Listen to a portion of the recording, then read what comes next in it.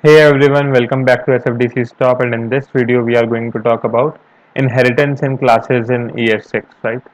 So as you all know that class is a user defined data type, or you can say a user defined type with some data members and some member functions. So let's see how we can inherit one class from another and what is its use. So let me tell you with an example. Inheritance, if you know what inheritance is, it's well and good. But if you don't know, inheritance is basically keeping all the code that is reusable into a parent class and then reusing that code in a child class. Because let's say if you're writing some code and you are copying and pasting it again and again, then that's not a good practice, right? So it's good to keep all the reusable code in the parent class and and then reuse it in the child class. Okay, so child class automatically has access to all the code that is kept in the parent class, and that's what inheritance is all about. So let's consider an example. I have created a class named as phone, and if we talk about phone, then each phone has some specific parameters. Let's say I'm creating a constructor here, and each phone will be having a name and a price of the phone, right? So these are the parameters which are common to every phone in the market that you can see.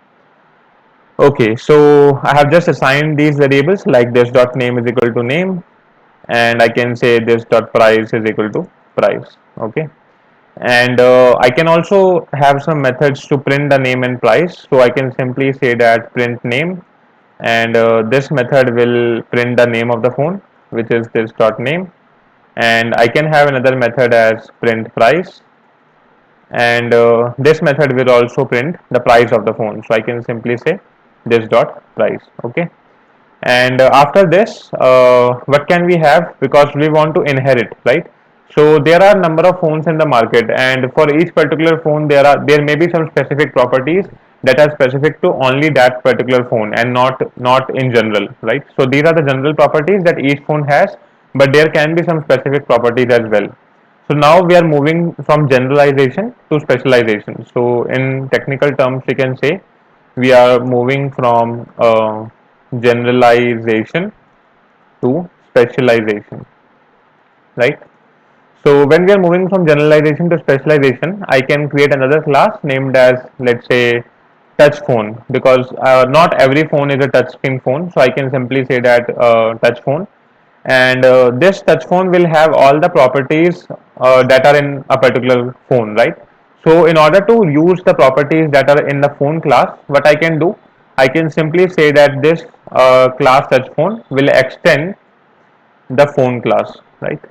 So in this way, I am saying that this touch phone class is a child of the phone class. So this particular phone class is actually the parent class, or I can say the super class, and this touch phone class is the child class of this phone class, right? So in the constructor of touch phone class, I can receive the name of the phone. Just give me a second. So the name of the phone, I can receive the price of the phone, and I can receive some other parameter which is specific to this touch phone only. So let's say I can say touch sensitivity. Okay. So this touch sensitivity variable is, or I can say parameter is specific to this touch phone class only, because not all phones are touch phone and they won't be having touch sensitivity I mean they won't be having value for this touch sensitivity variable, but this particular touch phone class will be using this touch sensitivity parameter because it's useful to it, right? And it's specific to it only. So I can simply say that for name and price, I can call my constructor of the parent class, and you can do it by using the keyword super. And here I am calling the constructor of the parent class. As you can see, it is calling the constructor of the parent class, where it is asking me to pass the name and the price, because the constructor of the parent class is asking for a name and price, right? So I can simply say name is name and price is the price that I am receiving above. And after I have called the constructor of the parent class, I can simply say that this dot touch sensitivity is equal to touch sensitivity. Okay. So this particular parameter is specific to touch phone class only. That's why I have assigned it here. And the other general parameters are the parameters of phone, and I have simply passed them to the base class. Okay. Okay, so let's see how it works first of all, and then we'll add on something else. So I can simply create an object of my touch phone class, and I can say that let's say my phone name is iPhone, right?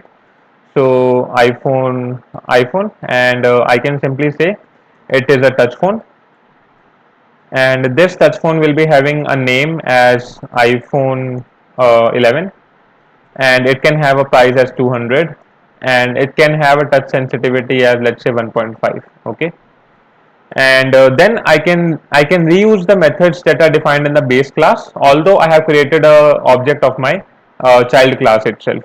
So I can simply say that iPhone dot print name, and I can also say that iPhone dot print price. Okay, so let's execute this code and let's see what happens. Okay, so let me just execute it once, and here you can see that I'm getting the name of my phone as iPhone 11, and I'm getting the price of my phone as 200. So this name and price I have passed in my touch phone class and not in the actual phone class. But here you can see that this touch phone class is not having any methods as print name or print price. But still I'm able to use these methods because these methods are defined in the base class, or I can say in the parent class of this touchstone class. So whenever you are using inheritance and you are extending a child class from a parent class or a base class, you can use the methods that are defined in the base class, right? So this is what inheritance is all about, that you can reuse the methods, you can reuse your code which is defined in the base class from the child class itself. Now let's say I define another method here which says that print touch sensitivity, right? Sensitivity. Okay.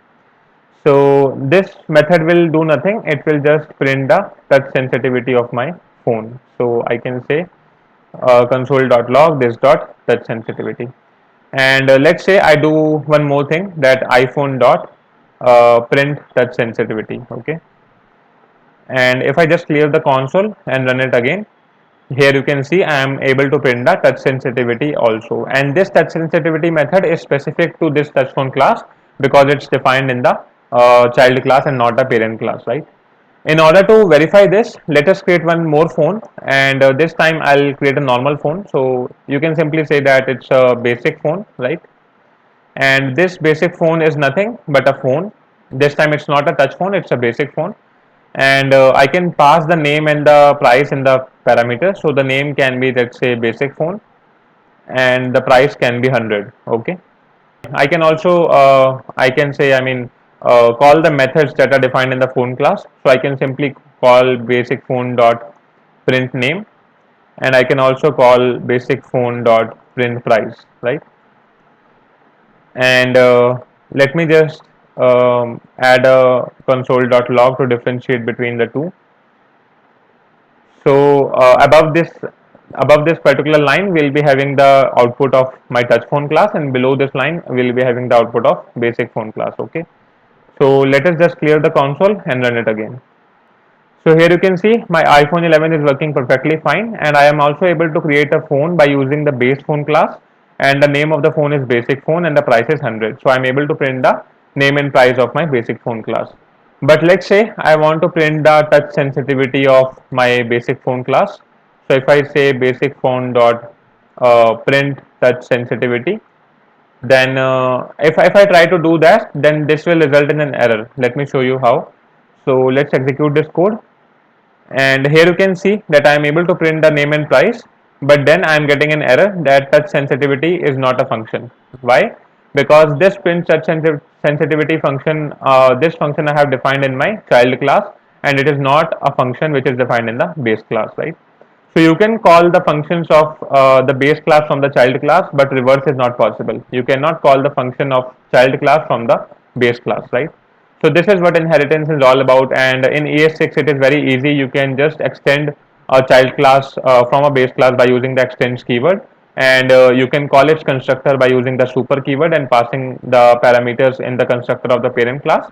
And apart from this, you can define the methods and the variables that are specific to the child class, and you can also reuse the methods of the base class as well. So this is how you can define, you can just define inheritance, and you can kind of reuse the code that is defined in JavaScript. Okay, so that's all for this inheritance tutorial, everyone. I hope you liked it. Let me know your feedback in the comments down below, and I'll see you in the next video. Till then, have a good day. Bye bye.